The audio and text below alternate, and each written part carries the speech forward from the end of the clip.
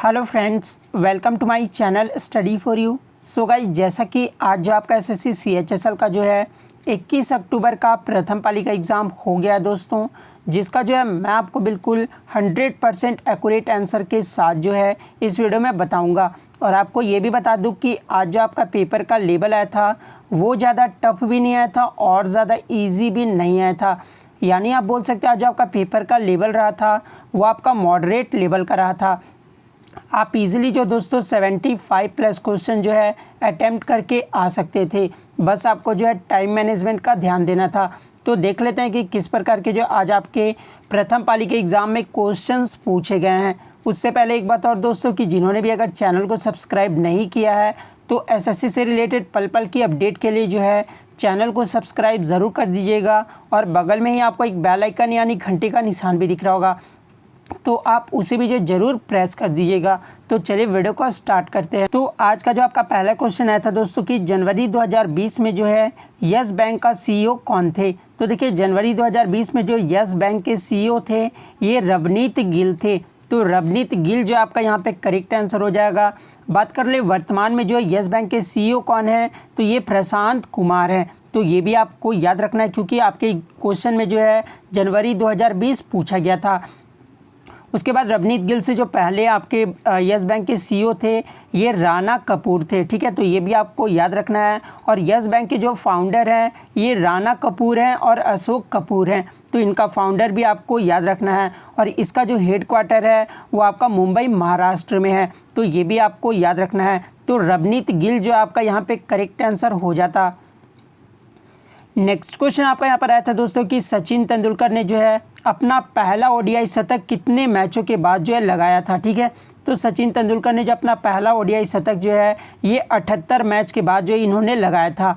तो 78 मैच जो आपका यहाँ पे यानी 79वां मैच में जो है इन्होंने अपना शतक लगाया था। तो 78वां मैच जो है आपका यहाँ पे करेक्ट आंसर हो जाएगा। और सचिन तेंदुलकर ने जो ओडीआई में डेब्यू कब किया था, यानी ओडीआई में जो इन्होंने सबसे पहले खेलना कब शुरू किया था, तो 1989 में जो है इन्होंने पहला ओडीआई खेला था। ठीक है, और पहला जो शतक लगाया था वो किस टीम के विरुद्ध लगाया था, तो ये भी आपको याद रखना है कि ऑस्ट्रेलिया टीम के खिलाफ जो है सचिन ने अपना पहला शतक लगाया था। नेक्स्ट क्वेश्चन आपका था कि यूनिसेफ की जो स्थापना कब हुई थी। तो देखिए यूनिसेफ की जो स्थापना है ये 11 दिसंबर 1946 ईस्वी को हुआ था। तो 11 दिसंबर 1946 जो आपका यहाँ पे करेक्ट आंसर हो जाता। इसका जो फुल फॉर्म होता है वो यूनाइटेड नेशंस चिल्ड्रंस फंड होता है। तो ये भी आपको याद रखना है। और इसका जो मुख्यालय है वो न्यूयॉर्क सिटी यूएस में है। ठीक है, तो इसका मुख्यालय भी आपको याद रखना है। नेक्स्ट क्वेश्चन आपका था दोस्तों कि शेरशाह का मकबरा जो है ये कहाँ पर स्थित है। तो देखिए शेरशाह का जो मकबरा है ये सासाराम बिहार में स्थित है। तो सासाराम जो आपका यहाँ पे करेक्ट आंसर हो जाता।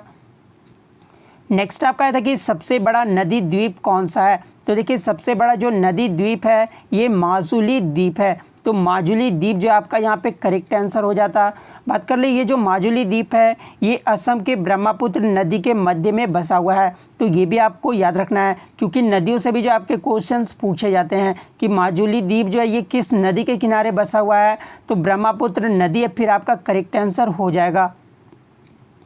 नेक्स्ट क्वेश्चन आपका था दोस्तों कि जल में घुलनशील विटामिन कौन सा होता है। तो देखिए जल में घुलनशील जो विटामिन होता है वो आपका बी और सी होता है।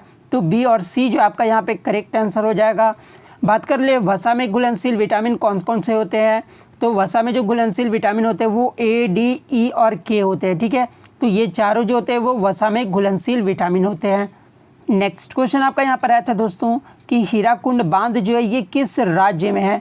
तो देखिए ये जो हीराकुंड बांध है ये आपका उड़ीसा राज्य में है जो कि महानदी पर निर्मित है। तो उड़ीसा जो आपका यहाँ पे करेक्ट आंसर हो जाता। नेक्स्ट क्वेश्चन आपका यहाँ पे आया था दोस्तों कि सैला नृत्य जो है ये किस राज्य का लोक नृत्य है। तो देखिए ये जो सैला नृत्य है ये छत्तीसगढ़ का राज्य का जो लोक नृत्य है। तो छत्तीसगढ़ जो आपका यहाँ पे करेक्ट आंसर हो जाएगा। और ये जो सैला नृत्य है ये कृषि जीवन से संबंधित नृत्य है। तो ये भी आपको याद रखना है। और सैला नृत्य में जो केवल पुरुष ही जो है इसमें भाग लेते हैं। ठीक है, इस जो नृत्य है इसमें सिर्फ पुरुष ही भाग लेते हैं, औरतें जो इसमें भाग नहीं लेती है। तो ये फैक्ट भी आपको याद रखना है। नेक्स्ट क्वेश्चन आपका यहाँ पर आया था दोस्तों कि गौरा उत्सव जो ये किस राज्य में मनाया जाता है। तो देखिए ये जो गौरा उत्सव है ये आपका छत्तीसगढ़ राज्य में मनाया जाता है। तो छत्तीसगढ़ जो आपका यहाँ पे करेक्ट आंसर हो जाता।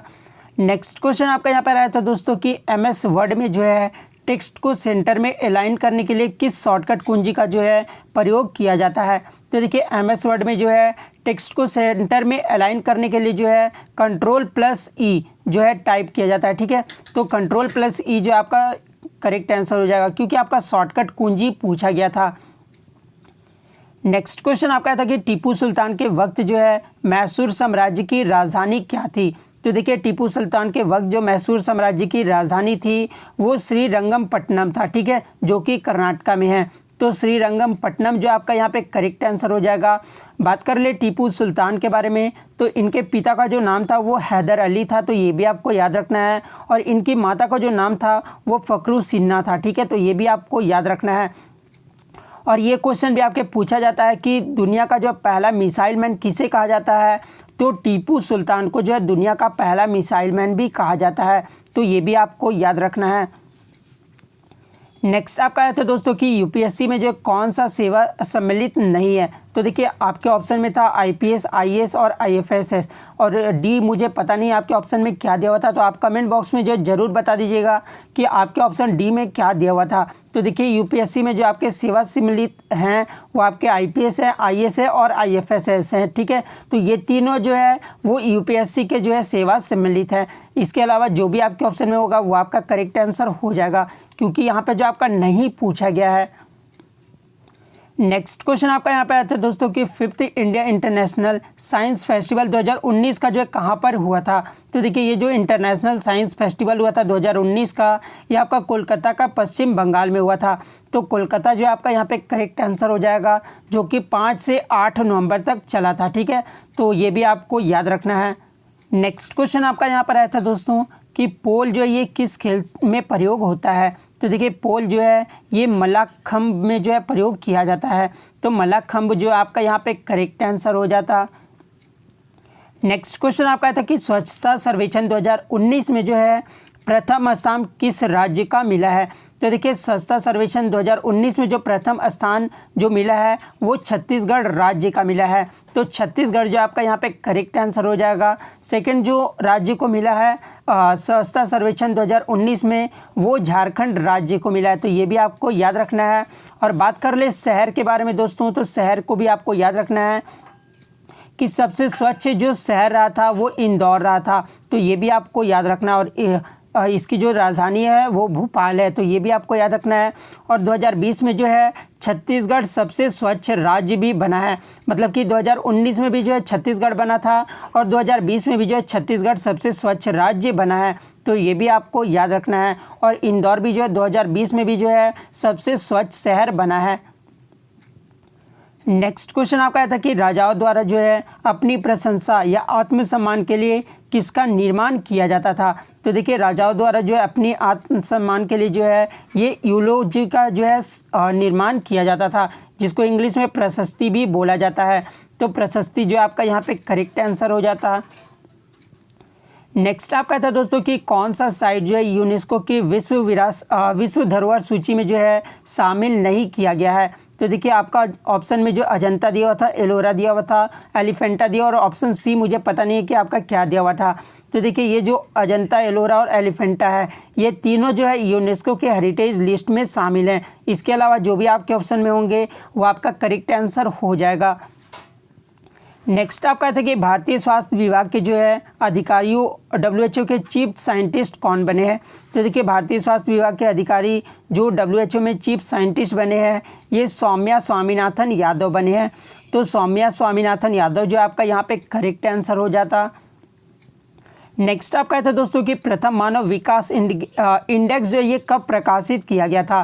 तो देखिए प्रथम मानव विकास इंडेक्स जो है ये आपका 1990 ईस्वी में जो है प्रकाशित किया गया था। तो 1990 जो आपका यहाँ पे करेक्ट आंसर हो जाएगा।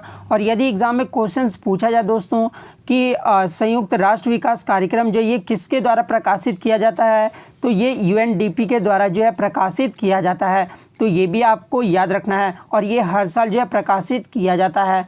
नेक्स्ट क्वेश्चन आपका यहाँ पर है तो दोस्तों कि यंगेस्ट आईएएस ऑफिसर कौन है जो तेलंगाना के सीएम ऑफिस में एडिशनल सेक्रेटरी के पद पर नियुक्त हुए हैं। तो देखिए यंगेस्ट आईएएस ऑफिसर जो है ये अस्मिता सब्रवाल हैं, जिन्होंने 2017 में जो है सीएम ऑफिस में एडिशनल सेक्रेटरी के पद पर नियुक्त किए गए थे। तो स्मिता सब्रवाल जो आपका यहाँ पे करेक्ट आंसर हो जाएगा। और ये जो सबसे यंगेस्ट है जो कि 23 साल में इन्होंने यूपीएससी का एग्ज़ाम क्रैक किया था, तो ये भी आपको याद रखना है। तो इतने क्वेश्चन जो है मुझे दोस्तों प्रथम पाली और कल के जो है थर्ड शिफ्ट के क्वेश्चन जो बच्चों द्वारा भेजे गए थे वो सारे जो है प्रश्न को मैं इंक्लूड कर दिया हूं। तो अगर वीडियो अच्छी लगी हो तो वीडियो को जो है लाइक करना बिल्कुल भी मत भूलिएगा, और अगर चैनल पर नया है तो चैनल को सब्सक्राइब करके जो है बेल आइकन को ज़रूर प्रेस कर दीजिएगा। तो मिलते हैं नेक्स्ट वीडियो में, तब तक thank you, all the best.